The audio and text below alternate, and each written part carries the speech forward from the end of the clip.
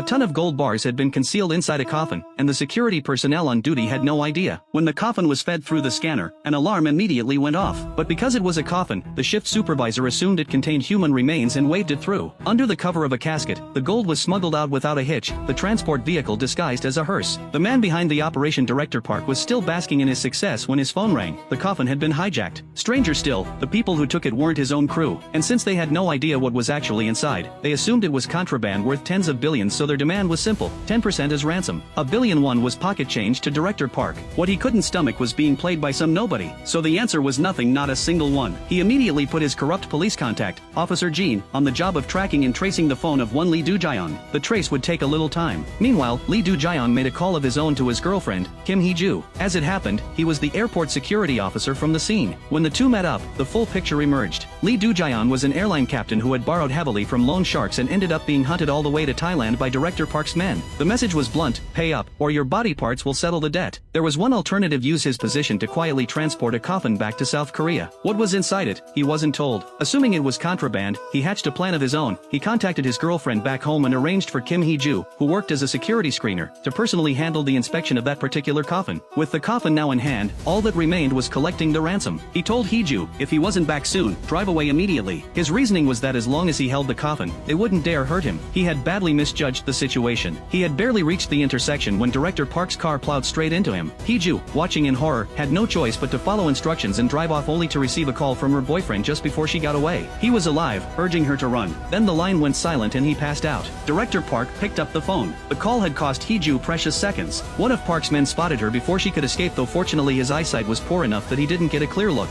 Still, she had to get out. She floored it and fled. Director Park called her himself, dangling the agreed $1 billion ransom. But Hiju suddenly recalled what her boyfriend had drummed into her: as long as the coffin stays with you, they can't touch him. She understood in an instant. Accepting the money meant losing that leverage, and surrendering the coffin meant losing him. She drove to an abandoned mine and pulled over. Now safely hidden, she finally opened the coffin to see what she had been carrying. What she found wasn't just gold bars, it was a mountain of them. Each bar weighed 10 kilograms. For Kim Hiju, staring at this hoard in the dark, it represented something almost beyond imagination: the chance to rewrite her entire life. Because from the very beginning, her life had been one of relentless misfortune. Her mother was a compulsive gambler who lost everything in a single night. Young Hiju was dragged along when her mother remarried, though sold would be the more accurate word. Mother and daughter were handed over to settle a debt of 20 million won. From childhood through school and into adulthood, Hiju had known nothing resembling happiness. She worked for her stepfather in exchange for tuition money, endured the weight of poverty and a wretched home life, and bore it all in silence. But her stepfather's conduct eventually crossed a line that no amount of patience could absorb. She had known then that the only way out was herself, away from her mother, away from her stepfather, away from a home that had given her nothing. With a nightmare like that behind her, the gold gleaming before her now was nothing short of a lifeline. But her boyfriend's fate was still unknown. Her first priority wasn't running, it was finding out whether he was alive. She returned to her post at work to avoid drawing suspicion, and sure enough, police had already begun their investigation. The supervisor wanted to know why the alarm had triggered and then been cleared without a full inspection. A convenient explanation was produced. Mercifully, her relationship with Lee Do-jaeon wasn't publicly known. But while she managed to send the police away, her supervisor grew suspicious. No matter how he pressed her, Hiju refused to give anything up. The consequence was termination, a job she no longer needed. Through inquiries, she learned her boyfriend had been taken to a general hospital. She went to visit, only to spot Director Park near the entrance. She waited until midnight and slipped into his room when no one was watching. He was badly injured but out of danger. When he heard her voice, Lee Do-jaeon opened his eyes. Hiju raised the question of going to the police. Lee Do-jaeon refused. He was convinced the coffin had contained contraband, and feared that reporting it would expose them both to criminal liability. Instead, he proposed they keep all the gold for themselves. As the captain who had transported it, he knew he couldn't escape legal responsibility, but a year at most, he figured. Hiju returned to the mine. To avoid detection, the bars would need to be buried and moved one at a time. After securing them, she burned the coffin, drove the vehicle back to the warehouse as instructed, and destroyed every piece of evidence linking either of them to it. Even if police found the car, there would be nothing pointing to her. The plan now was simple: stay quiet, stay invisible, and wait. With the gold taken care of, Lee Do-jaeon still had to contend with Director Park. At this point, Park didn't know the person who had driven off with the coffin was his girlfriend, and with nothing to go on from his interrogation, he had no choice but to back off for now. Hiju, needing somewhere to hide, returned to the one place she had spent years trying to escape, her childhood home. The reunion between mother and daughter, predictably, involved its share of bitter words. But blood is blood. Her mother couldn't turn her away. At least the stepfather wasn't due back anytime soon. Once settled, she sat down and did the arithmetic. 100 bars at 10 kilograms each. The figure was staggering. The plan was straightforward: wait a year for her boyfriend's release, then convert the gold and disappear together somewhere far away. The vision was perfect. Reality had other ideas. ideas. Police had located the hearse and immediately passed the information to Director Park. He might not know everything, but he knew this. The car had clearly left the scene that night, yet here it was, returned. And Lee Do-jaeon was lying in a hospital bed. That meant someone else had been at the wheel, and it was likely someone on his own payroll. His associate Jang Uk had been involved with the coffin from start to finish, making him the obvious first suspect. When threatened, Jang Uk insisted he knew nothing. But Director Park's urgency was real. If the gold couldn't be recovered, his superior, the chairman, would not be forgiving. Then a coincidence, Jang Uk, it turned out, was a local who had grown up in the same neighborhood as Hiju. He happened to spot her heading out that day and went inside to ask around. At that moment, Hiju was at a jeweler, quietly inquiring about gold buyback rates. The inquiry itself was risky enough, especially with a 10-kilogram bar sitting in her backpack.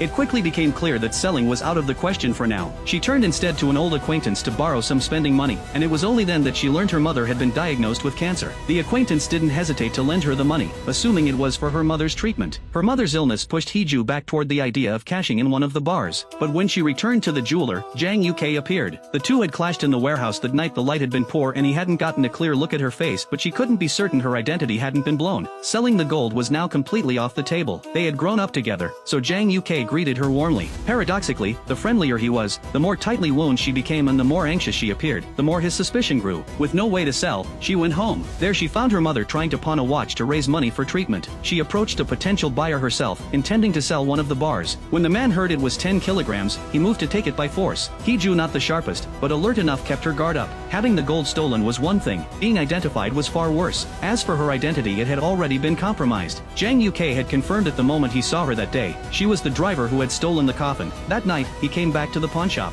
Despite her precautions, he subdued her without much difficulty. Her cover was blown. The gold had been found. Now the question was, what would Hiju do next?